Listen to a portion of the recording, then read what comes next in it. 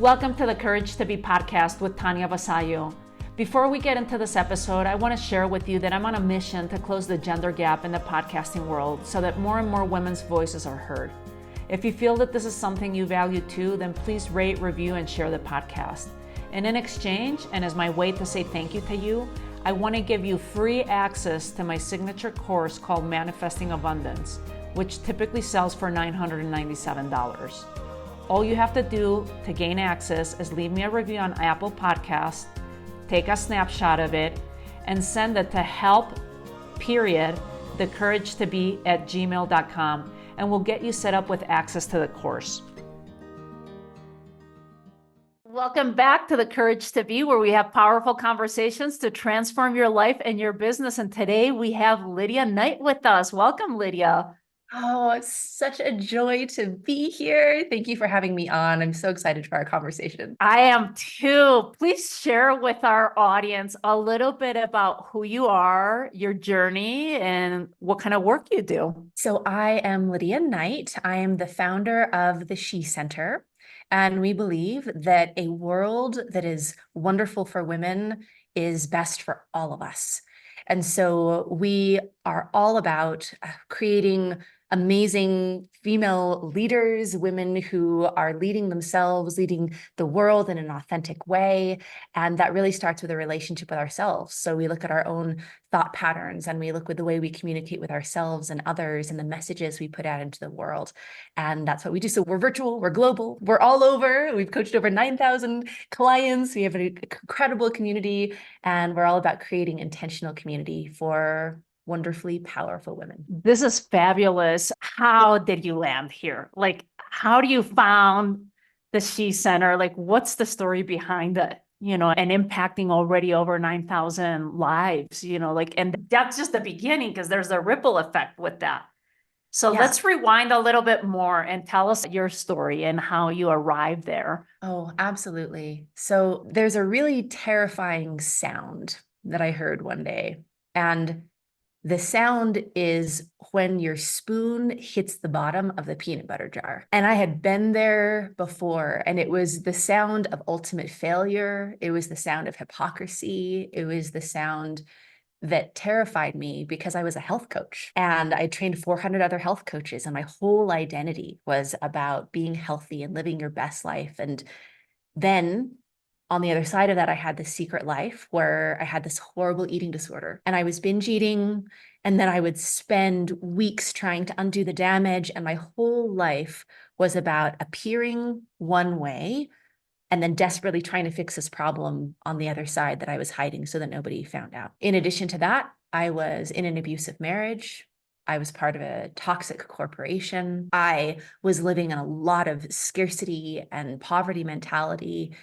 And I was so incredibly miserable that an idea occurred to me that gave me so much relief. And that idea was that I could end it. Like, I could take my own life, and that was a way out. And it felt like such a relief. I'm like, I don't have to keep doing this. And honestly, that changed everything, because it gave me the freedom to start thinking about, well, if I do choose to keep living, it has to be in a different way. I have to be authentic. I have to change things.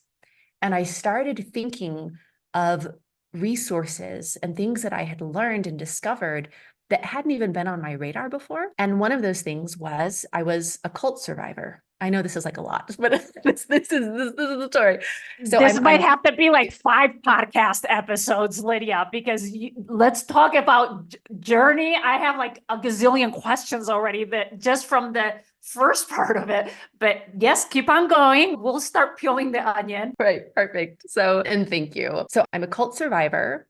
And there was a specific, just out of survival framework that I had developed once I was out of the cult, because it's interesting with all of, that programming and that repetition and all of this fear, is even though intellectually I knew the story that I'd been raised with was not true, my body didn't know that I was out. My emotions didn't know.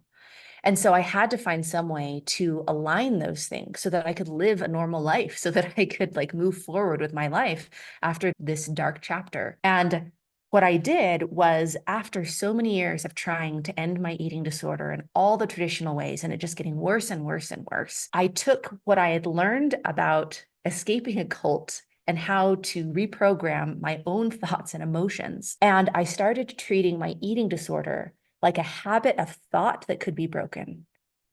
And in 1 week, I was completely done and free. I had no desire to binge. I was done and free. I no longer had an eating disorder. And then we went on to teach over 1,000 women how to do that same thing. And then we started using those principles for, well, if you can choose your highest desire in life and remove all the obstacles by simply just looking at what programming do we have in our own thoughts that's either moving us toward our success or away from it, and being intentional about that, then anything is possible. And so we started doing that with leadership, and we started doing that with relationships, and we started doing that with career and abundance. And not only did it save my own life in so many ways, but it created that ripple effect. And that is how we created the She Center, because we see in the world that we're in, when women are in leadership, it creates a better world for all of us. And if we have these powerful tools, let's use it for the highest good of the world. And that is the real story of how the She Center was created. Amazing. And I want to go backwards on peeling this onion. You just mentioned that the world would be a better place with women leaders. Let's go deeper into that. What's your perspective on that? Yeah, beautiful. So when we even, because we work with individuals, but we also work with companies, corporations. And so when you really look at the data, when women are in leadership, companies are more profitable, they have less turnover, they have longer attention. When you look at studies about being able to have the most innovative ideas, the more diverse, especially with gender, you have the group, the better and higher quality ideas that you have. And what the world needs is innovation and better ideas. We see the result of our world with an old sort of patriarchal thinking that we've inherited over generations.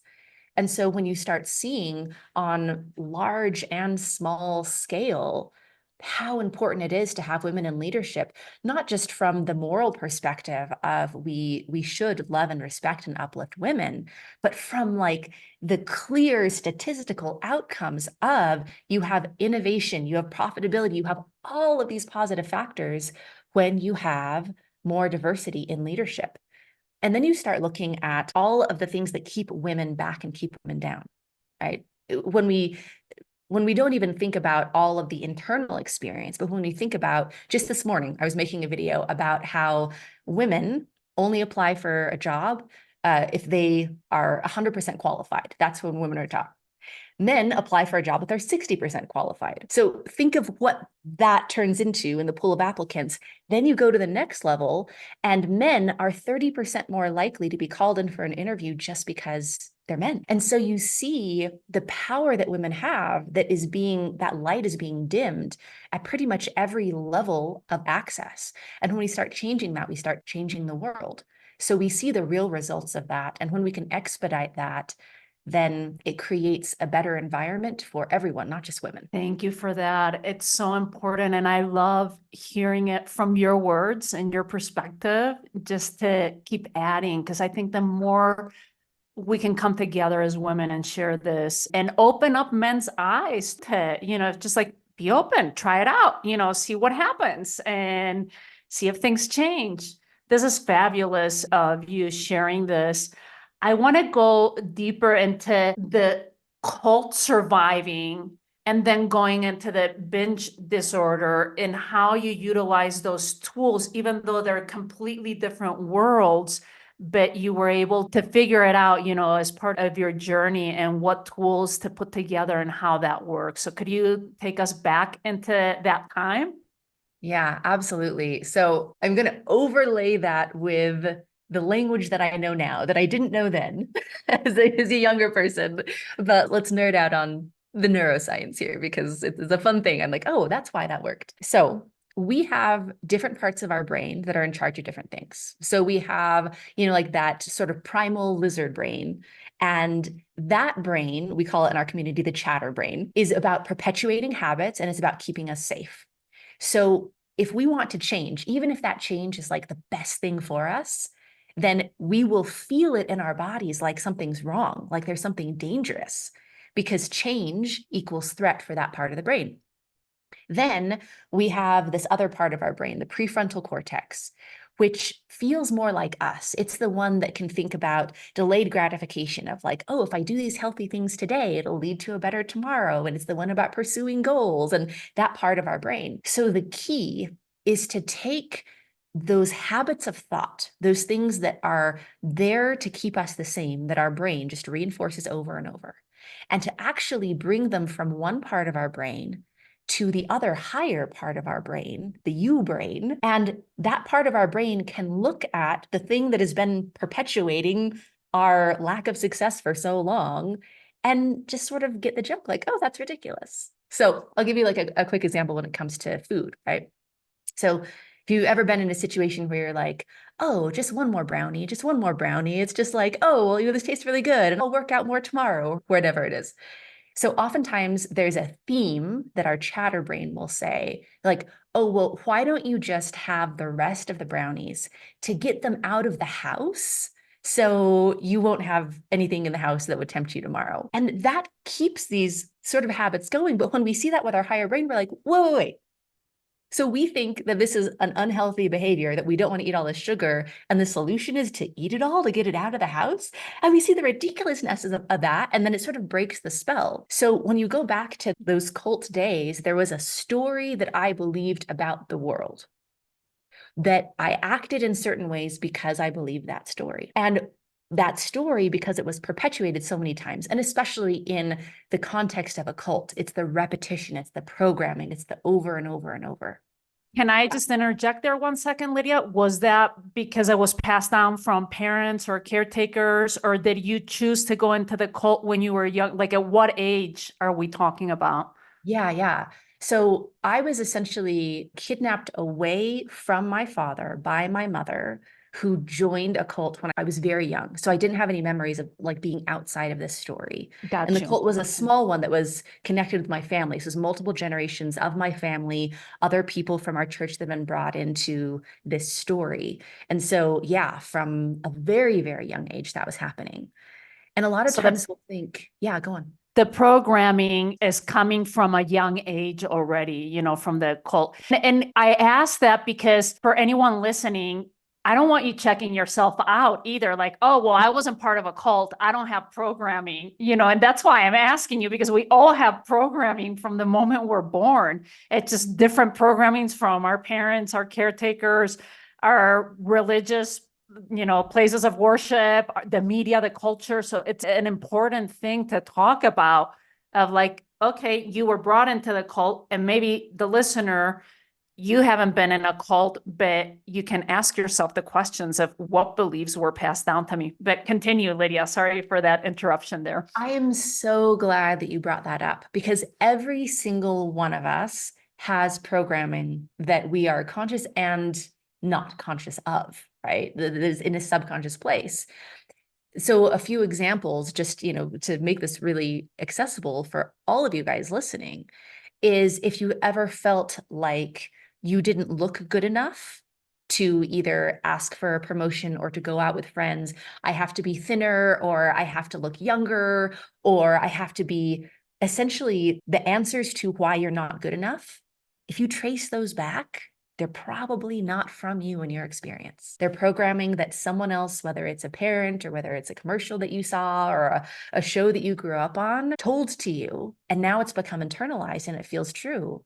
But just as easily, if you know how to do it, you can change that and have it be intentional and aligned with what you want. This is great. Thanks for that interjection and putting that in there. We're going to take a quick pause and continue with this whole story of the cult and you identifying the beliefs that you bought into, obviously. I want to share an amazing opportunity, my signature event, Increase Your Income and Impact. It's happening May 31st through June 1st, of Thursday through Saturday, in person in Santa Fe, New Mexico. And this event will be infusing it with a ton of the success principles from Napoleon Hill. You will walk away after these 3 days shifting your mindset from not enough money to manifesting on the spot. You'll also learn how to get over your fear of visibility in sales so that you can have a greater impact in the world. These in-person events are life transforming, and you can now get your early bird ticket with the code LUCKY24 and save $400 for a limited time. I look forward to seeing you there. Just listen to what some of the participants have to say about it. Hello, my name is Katja. I've been in Tanya's retreat and I just wanted to share that it was such a wonderful experience. I have been to a lot of business events, networking events, business coaching program, but I think this was the first retreat where, as the title says, income and impact go so smoothly hand in hand. And as a social impact entrepreneur myself, I really, really, really enjoyed, appreciated, gratefully thankful for the opportunity to share together, share experiences, share visions, share dilemmas, share solutions, share impact commitments with other women, like-minded women. We all do lots of different things, and I'm still amazed and without words that are able to express Tanya's capacity to bring together this group of women and create such an amazing energy within just 3 days between women, and getting so many results out of this newly reunited group is really, really amazing. So thanks a lot for that, Tanya. Let's continue with the story, Lydia, about the cult and the programming that was passed down to you. Yeah, absolutely. So we all have a story that we were told. And we are either going to challenge that story or we're going to believe that story. And that will determine our actions, and that will determine our emotions, and that will determine our results in life, quite honestly, depending on what story we're believing. So when I grew up in a cult, I had a story that was about fear, and a story that was about hiding, and a story that was about never changing. And when I changed that story, my whole life changed. So when it came to having an eating disorder, there was a story that I believed. I believed that I could not ever live my best life or be happy or successful unless I was a certain weight. That was a fact for me. I believed in a beauty standard where I needed to have my face and my body look a certain way before I could take certain actions in life. I believed that I deserved certain things depending on my physical appearance. I didn't create these things. When you look at the studies around this, women take on this story. Like by the age of 3, they see this show up. Like girls who are 4, 6 years old believe that they're not thin enough. We're talking about like babies, like kids. And so these stories create meaning for us very early on. But again, the power is when you recognize the story, when you can start challenging the story with a different part of your brain, then that story is just being perpetuated, then your whole life can change. And we've seen incredible transformations over 9,000 times of the power of being able to give ourselves new habits of thought that perpetuate a story that serves us instead of keeps us back. This is incredible. But how do we change those habits of thought? That we have 60,000 thoughts a day, approximately. That's what they say. How do we start changing those habits? I mean, it's already hard to go do your exercise daily, not eat the brownies, and already coming from a place of an eating disorder, which I've experienced personally, in my family, myself, it's there. It's so palpable in our society. How do we change our habits of thought? You make it sound so easy, Lydia. Well, it's interesting that anything feels easy when you have a really effective and predictable system of how to do it, right? But that's why community is so important. That's why mentorship is so important, to be able to have people in your life that know how to do the things that get you to where you want to go. And that's such a fantastic question. So when we go to the neuroscience principles around it, it's as simple as when you have a habit of thought that you're not conscious of. So it's in your subconscious that's just cycling over and over and over. When you bring that to your conscious awareness and are looking at it from a different perspective, and then you do things in repetition intentionally, and this is what we teach people, then you are rewiring your brain. So what fires together, wires together. What fires apart, wires apart. So you stop firing and wiring together the thoughts that don't serve you, and you start firing and wiring together the thoughts that do serve you and lead to your success. And it's interesting because of how neuroplasticity works. After a while, your brain is like, oh, these old stories that don't serve you, they're not being used. Let's just like prune those. Like, we don't need those. Let's put more attention toward the things that do serve you. And so we can intentionally change our brains. And we find that there are 3 things that are essential in that. So the 3 C's is what we affectionately call it in our community. So you need coaching, you need content, and you need community. So the coaching is to have mentorship of somebody who understands how to recognize patterns of thought. So for instance, our language is a really interesting window into what we believe. And oftentimes it's not in our consciousness. We're just like, oh, I'm just saying things. But when you have a coach that's trained where it's like, I can hear you speak and I'm seeing the habits of thought underneath all of that, it's so enlightening and so fun because we often don't see those things ourselves. But when you have a coach that can help you to recognize things you can't on your own, it's so powerful. Then you have the content, right? You have a system of how to reprogram your thought. And then you have a community where you can be able to connect intentionally with the people around you that are also making these changes. And it's a reference for your brain to be like, oh, this works. I'm seeing it work. I'm seeing how this works. And so with those 3 things together, we find that you can take, 2 decades of slog of work and just take it into, like 8 weeks of like, let's just reprogram this pattern and change everything when you know intentionally how to do that. So when you ask the like, how is that done? That's the high level, but that's a predictable process of how we can change our brains and change our thoughts. That is wonderful. Thanks for the explanation. I jotted that down, the 3 C's, the community, content, and coaching. What I was going to ask you was if you had some examples of what words and thoughts, because it starts with a thought, then it moves into words. So what kind of new thoughts did you start having and what kind of new words were you using, or that you can give us some examples of the the thousands of clients that you've had, like just give us some examples of these things. Oh, absolutely. Okay. So I will share one that is so essential for every single woman to reprogram.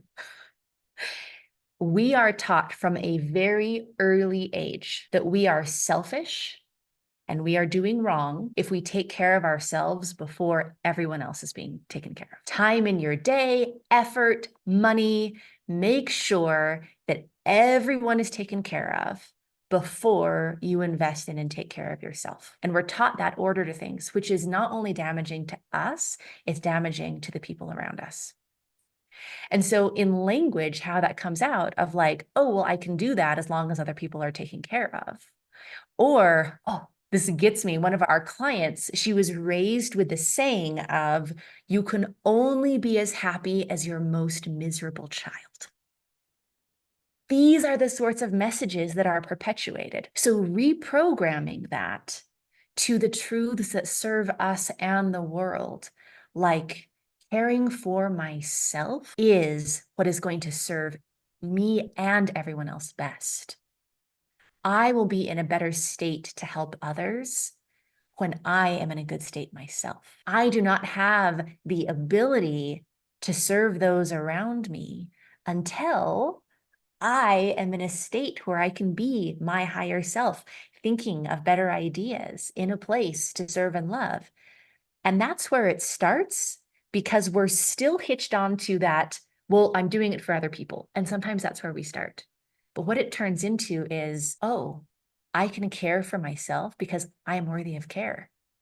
I love myself, so I'm going to treat myself like someone that I love, no matter what's happening with anyone else, I am still just as worthy to invest in myself, to love myself, to care for myself. So sometimes these things go by degrees and there's higher levels to these thoughts, but you start this process of rewriting the story that our brains are telling us. And the good news is you're doing it already. We are all, like you said, like all of these thoughts all day long, we're already doing it. You can either do it unintentionally or you can do it intentionally. So you put intention and you put effective action, and then you're going to be wiring your brain in some way. Why not have it be in a way that like is uplifting your life and others' lives? Does that make sense? Absolutely. This is perfect. And I even needed to hear it. Does this happen to you, even though you've been doing this work for so long and you're teaching other people, where you catch yourself and you're like, oops, I just slipped there. I wasn't taking care of myself, or I shouldn't have said that. Or does that still happen to you, Lydia? Oh, totally. Absolutely. But here's the fun process of how it changes. Because at first it's understandable. And where most people start is there's judgment around it. You start seeing these thoughts that don't serve you, and you're like, oh, I can't believe I was thinking that way. And after it's part of your practice, there are things like eating disorder thoughts I haven't had for years and years and years, just because they simply aren't wired in my brain anymore. Like I very intentionally, like those aren't there anymore. But then you start catching things like Tanya the other day. I was realizing that I had this habit of thought going of everyone on my team. I have an incredible team that is so supportive, but I just had this thought of like, I need to work harder than anyone else on the team.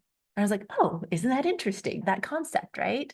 And so you catch things like that, but instead of judgment, it's curiosity. It's a playfulness. It's like oh, I'm so glad that I see this. Thank you, brain, for showing this to me, because now I can change it. So our relationships with our thoughts, although it's an ongoing process, that relationship changes. Thank you for your honesty with that, because I think sometimes when we have listeners hearing these kind of stories and seeing women as powerful as yourself, with such accolades and success, that it might feel a little bit intimidating, like, oh, well, she's got it all together, but I can't, like she's perfect. She doesn't have, she doesn't make mistakes. So I really do appreciate you being vulnerable and sharing that it still happens. You just approach it in new ways than you used to, so this is great.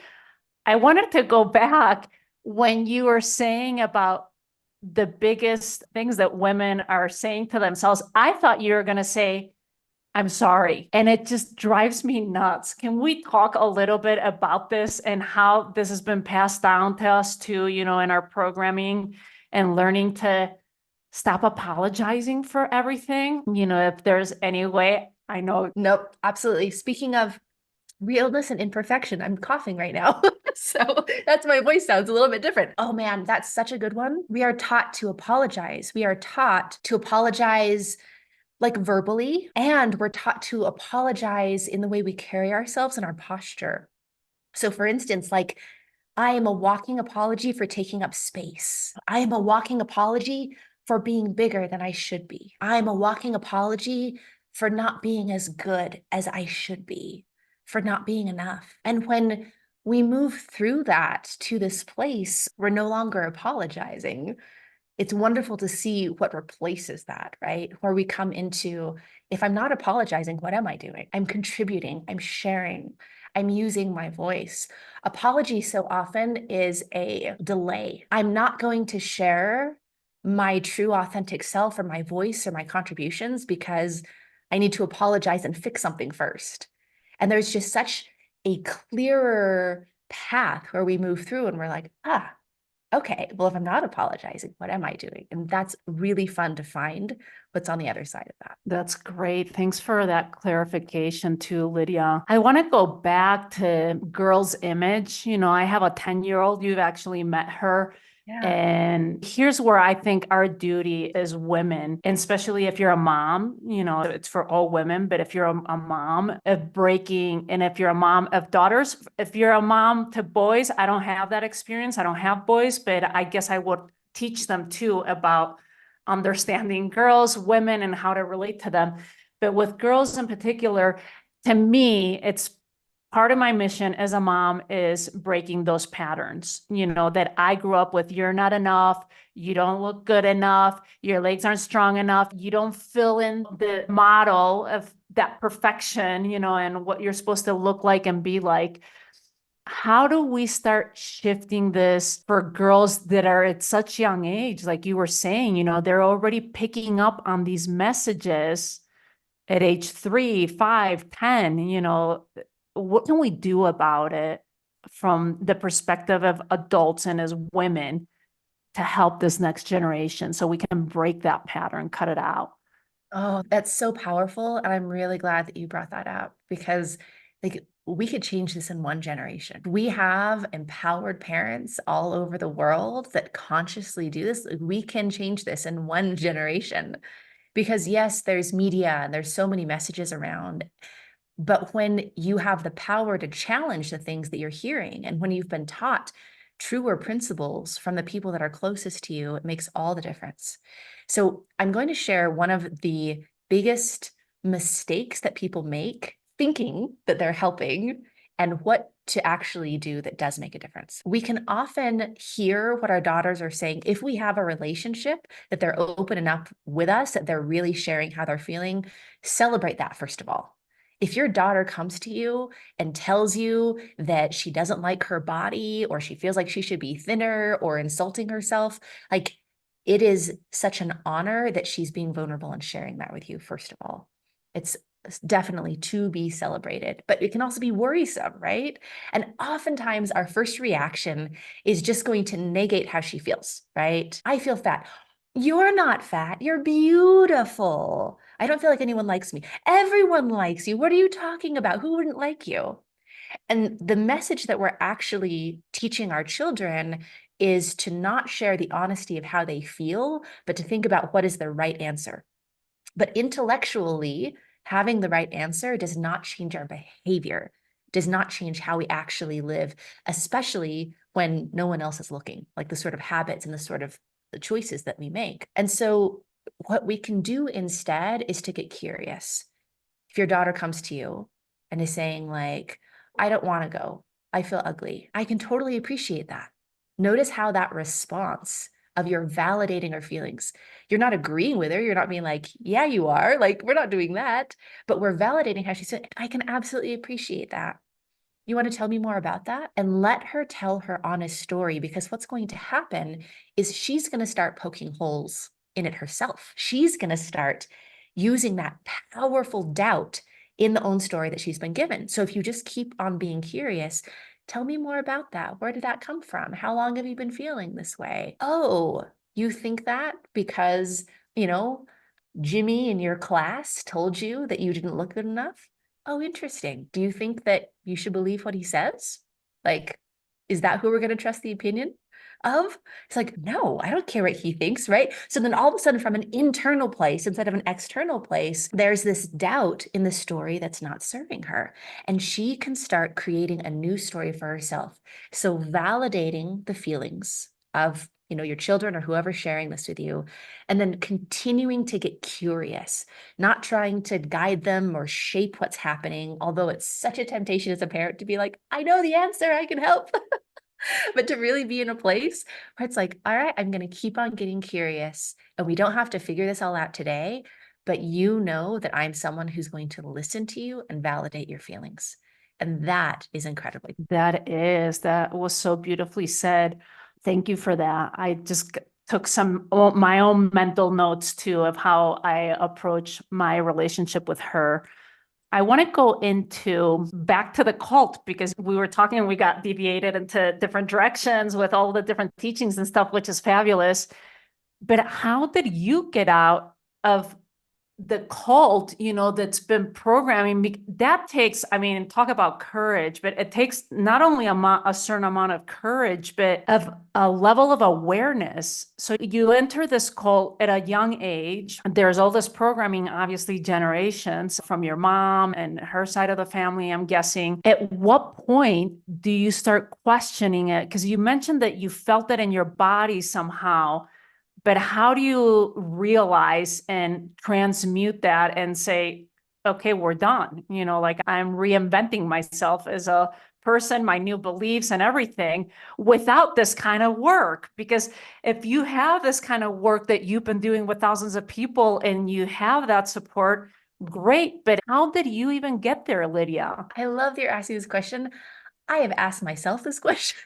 Like, here's my best theory as of today. I feel like there is an energy in the mission that we are meant to fulfill in this world. I know we're going big questions first, but like, why are we here? Why am I alive? And I believe that there's a pull that we all have toward what we are meant to do in the time that we have. And my belief is that even back then, with my own survival in, getting out of this bad situation, that sometimes our greatest light comes from our deepest darkness. And I did not know back then that this same framework that was created just so personally for me to survive would be something that would be my life's calling, and these tools that would serve so many thousands of people. And so I believe it was a gift.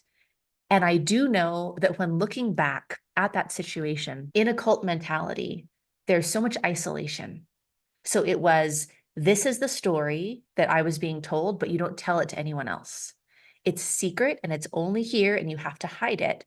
And what changed is that as I was approaching adulthood, I had people in my life that I chose to be vulnerable with and share the story that I was supposed to never share.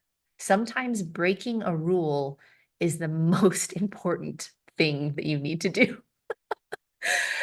And so I had people that I loved and that I trusted and that I shared it. And in the sharing of it was when I now know that prefrontal cortex was witnessing me telling that story to a person that didn't already believe that story and was not going to reinforce the same story. And the doubt started. And once the doubt in that story started, then it was this really important snowball effect of seeing that I could keep on exploring that and feeling out what was truth and what was a lie. And so the principle from that is that shame and secrecy go hand in hand. And oftentimes the things we want to change most, we feel most shame about. And if you can, going back to that third C, right? Like that community, if you have a community that you trust and that you can share with, it's not only incredibly healing, but it's incredibly enlightening. Because in sharing your truth, you can start seeing what part of that is going to be truth for you and what part of that makes sense to have doubt about in a really healthy way. So I don't know, Tanya. Like, I feel like there was a gift that I needed to survive. And that gift turned into so much more. And I believe that we all have things in our life like that, that when we're in our authenticity, that we can share. That is wonderful. I'm just in awe of your level of awareness and being able to see that and see also that sometimes we have to go through those dark nights of the soul to be able to come out on the other side, look at the impact that you've had. And it's just the beginning, thousands of people, but how are those thousands of people impacting other people and the ripple effect? I always talk about this, it's we don't pay attention to the impact that we're really having in the world because we might not even get to experience it. Let's take another quick pause and we'll be right back. I want to share an amazing opportunity, my signature event, Increase Your Income and Impact. It's happening May 31st through June 1st, a Thursday through Saturday, in person in Santa Fe, New Mexico. And this event will be infusing it with a ton of the success principles from Napoleon Hill. You will walk away after these 3 days shifting your mindset from not enough money to manifesting on the spot. You'll also learn how to get over your fear of visibility in sales so that you can have a greater impact in the world.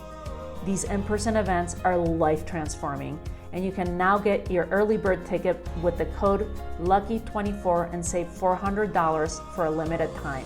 I look forward to seeing you there. Just listen to what some of the participants have to say about it. Hello there, I am Donna Rodriguez. I wanted to share my biggest aha here at Tanya's event was really two things really, but the power of our mindset and how that has been programmed in us over our lifetime, and how is that story even true, and really recognizing what part we play in that story and what part of that story is fake. The power of decision making was also very powerful in this retreat. I think my favorite thing about the environment or about the actual retreat was Tanya's ability to connect all of these strangers to be each other's friends and get us to collaborate and not feel weird. You know, sometimes going into an environment, you're like, I don't know anybody, and am I gonna be the weird kid eating by myself? But she really got us to be together and create relationships that were powerful in a short time frame. My biggest tip would be to take the time to commit 3 days to yourself, to your company, to whatever you need in that moment, and stop making excuses and commit 3 days to yourself and to your company and leave the other distractions aside. And if you're on the fence, I would just say, just do it and stop making excuses and just jump in and do it. Lydia, your story is fascinating. Like I mentioned before, your level of awareness is incredible. I love that you have that, but that's a gift that you have that you can pass on to other people, and we can continue strengthening our own muscle of awareness. How do we do that? Like, I mean, maybe to you, it comes just very naturally and easy. It's like a talent that you have of becoming aware. But how can we become more conscious and aware in our own lives? Like how we're being, how we're acting, what we're saying. How could we tap further into that, into this gift that you have? Well, thank you. First of all, I receive that. And I do not think it's a talent at all. This is a practice, and it's a practice that anyone can get better at when you practice. And there are really wonderfully accessible ways to start that today. Like literally today, you could start with that. So one of the most effective ways to have a greater level of awareness is to be outside of your comfort zone and outside of your normal habits. You can expose yourself to people that are different than you. You can do things that are different than you would usually do in your patterns. And you can practice courage and doing things that feel like a stretch for you. And honestly, that might be as simple as not apologizing for a day or asking for something that seems ridiculous. And just being like, oh, that's what it feels like to get a no, or like, oh, that really surprised me that like there's a yes there. So getting outside of our comfort zone, what it does is it brings up awareness. It feels more comfortable. It's literally called the comfort zone. And the comfort comes from that it doesn't challenge our habits of thought. It's just the same thing that we're familiar with over and over. So as soon as you get outside of that, you start seeing, oh, okay, I have awareness because there are things popping up that I don't usually see because I'm in a context that I'm not usually in. So here's like a really like silly and fun one. Take something that is absolutely automatic. It might be turning off the lights when you leave a room, or flushing the toilet, or brushing your teeth in the morning, or whatever it is, right? And just give yourself a little bit of a different path, go a different way than you usually do. So for instance, if you wake up, brush your teeth, that is just automatic. Don't even think about it. Like that is an ingrained habit. Try not doing it, even delaying it by an hour. And what you're going to see is your mind starts bringing up all of these thoughts that aren't usually like, what are you doing? Your teeth are going to rot. This is unsanitary. That's not okay. Well, no, stop what you're doing. Go back and brush your teeth. Like you're going to see your mind piping up in a way that you're like, wow, there's a lot here when I get outside of my comfort zone. You sort of turn up the volume on your mind when you do things differently, and you are suddenly more aware. So just fun things to play with. I love that. It reminds me, it's just the mind starts going into all the reasons and excuses why you shouldn't do that because it's not feeling safe. It goes back to the amygdala, it's like that. It thinks it's a tiger. When it's something so ridiculous is like what you're saying, you're brushing your teeth at a different time. It's like, wait, this is not, but isn't it, we see it as funny with this example. And thank you for this example because it's so perfect because you see how ridiculous your mind is going to go into, but your teeth are going to rot, but you're going to be late to the next appointment because you're doing it at the wrong time, but you did it, and it's just going to keep on going.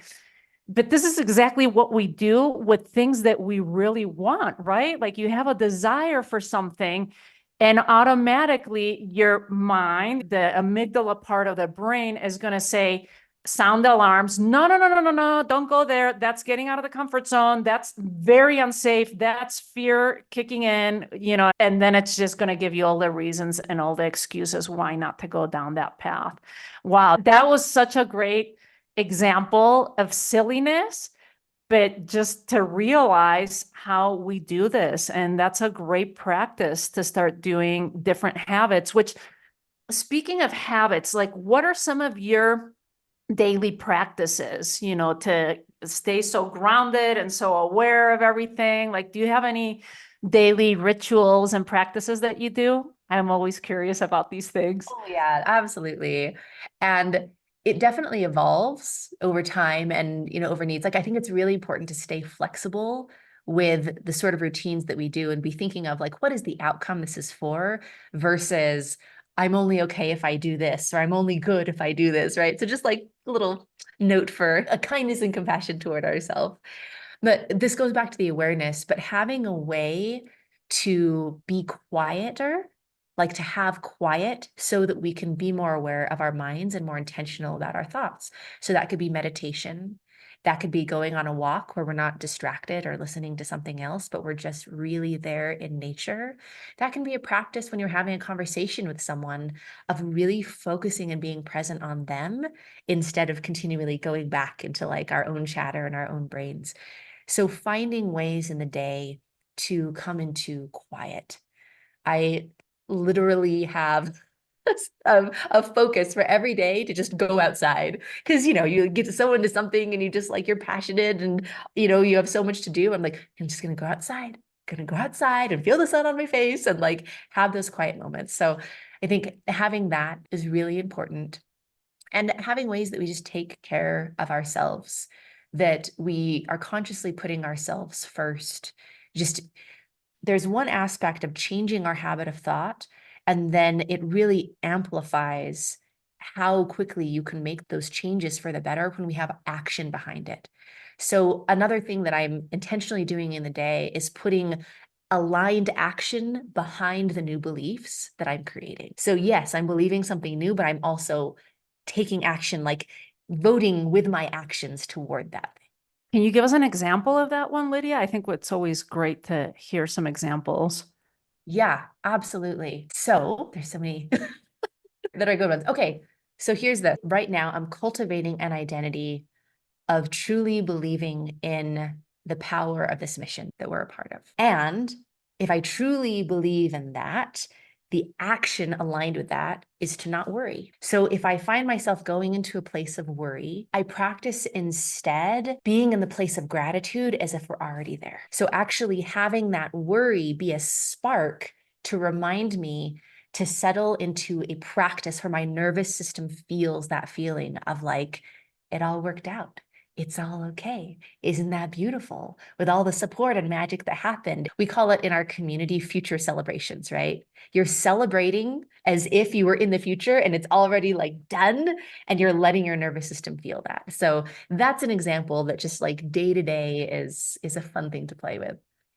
That's a fabulous one. I'm going to borrow that one, Lydia. Thank you for that, because we all tend to get into that space of worry. What other things do you do when your mind goes into, fictitious beliefs? Let's put it that way. You're worrying. That's a fictitious belief. You're just telling yourself a story that's not really what it is. Any other tips or tricks that you use if you find yourself either scattered or thinking the wrong things that aren't supporting you, that aren't helping you lift up and go in the direction that you want to? Yeah, great. So a couple things come to mind. I know I'm like on the C train today, but they both start with C. And then we talked about the 3 C's, like everything starts with C. So here are two more: curiosity and compassion.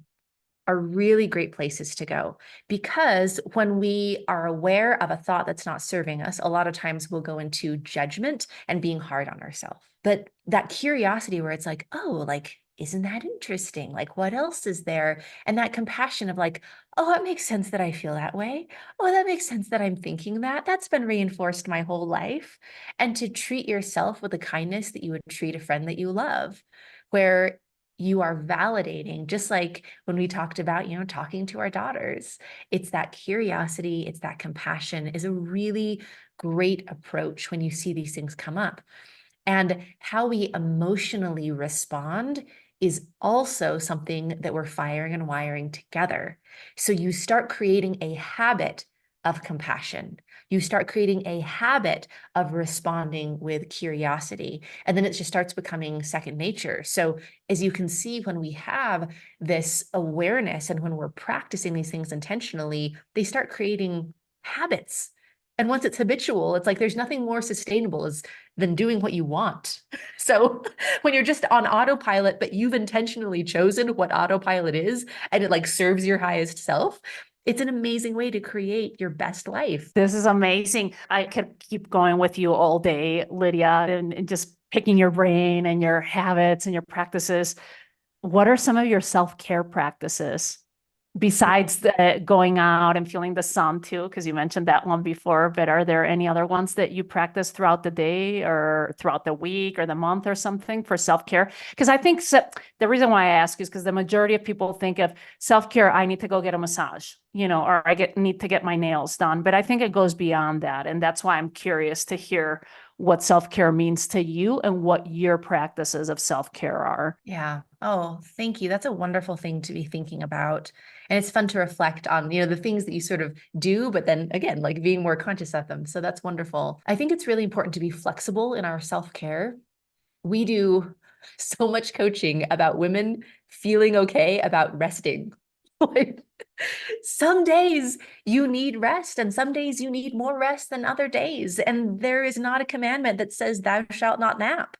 Like, you have on some days different needs. So I think the flexibility in that self-care, depending on what you need that day, is important. And I think another important principle there is to think, is this self-care truly something that is pleasurable and nourishing to me, or is it from a place of performance for someone else?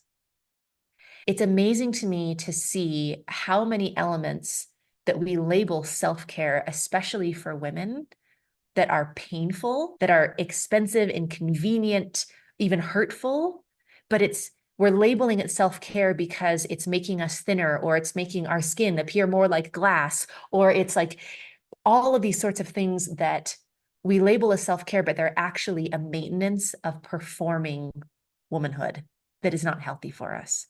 So in those categories of like, I'm flexible, thinking of it from a place of like, is this really for like my pleasure? I've really enjoyed reading recently, and reading things that have, because you can probably, understand I'm like all about the neuroscience and the personal development and like these cool things, right? But self-care for me recently has been using my brain in a totally different way. So reading books that are just not to do with the mission that I'm Business, here in the world. Yeah, self-care, no, yeah. none of that. Just like a story, right? I get it. Are you Yeah. doing like a novel or something, like a Harry Potter or something like that, like fantasy world or something? That would be fun. It's such a funny thing. Everything has meaning, right? I very randomly chose books that I'd like heard of, but didn't really know anything about.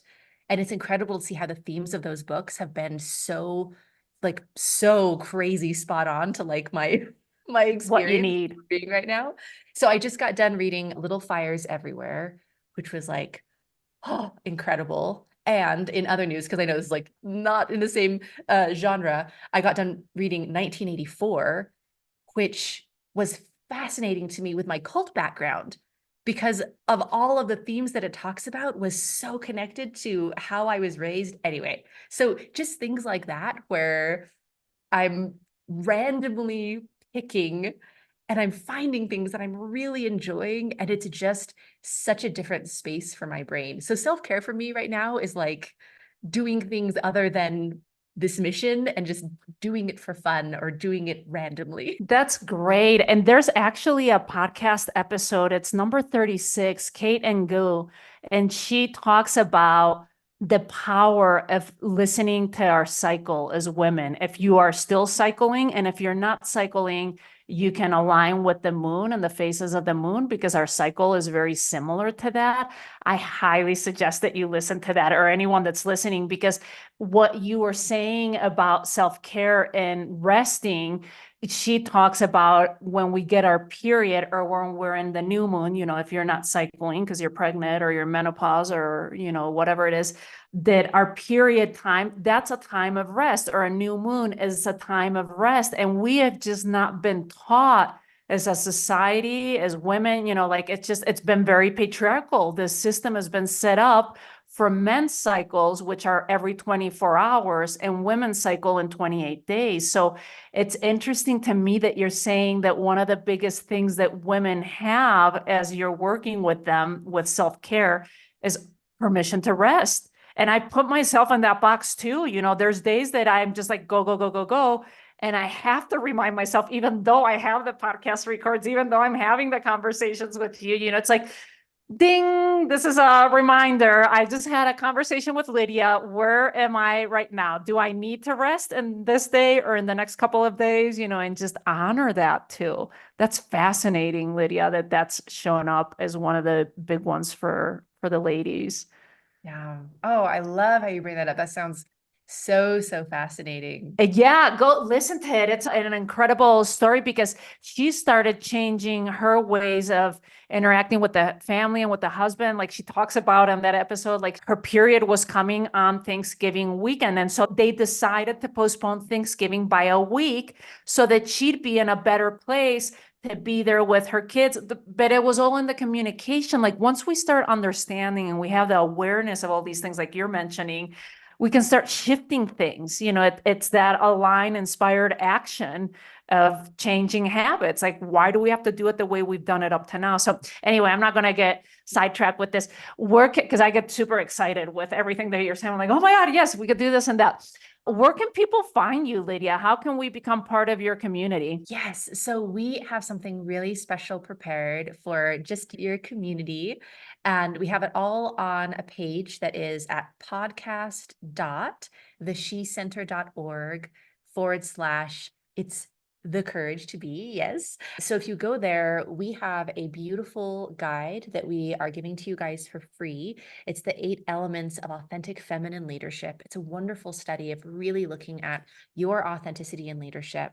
And you can get that for free on that page, along with some other fantastic resources that we have. And you're welcome to join our intentional community. It's incredible to come together and to be around, that coaching, that community, that content where we can all be growing together. And again, that's podcast.theshecenter.org/the courage to be. That is fabulous. And we'll have that in the show notes too. If you happen to be listening and doing laundry or going on a walk or something, you can always refer back in the show notes. So what's one thing our listeners can do to live a life with more courage, Lydia? Practice self-love. Everything stems from that. When you practice loving yourself, courage is a natural continuation of that. Thank you. Wow, you are amazing. Thanks for your time with us today, Lydia. I really appreciate you being here with us. It's been such a joy. Thank you so much for having me on, and your mission in the world and the incredible things that you're doing to uplift those around you. It's such a joy to know you. Thank you, Lydia. Hi there. I have something really cool for you. I want to give you free access to my signature course called Manifesting Abundance, which typically sells for $997.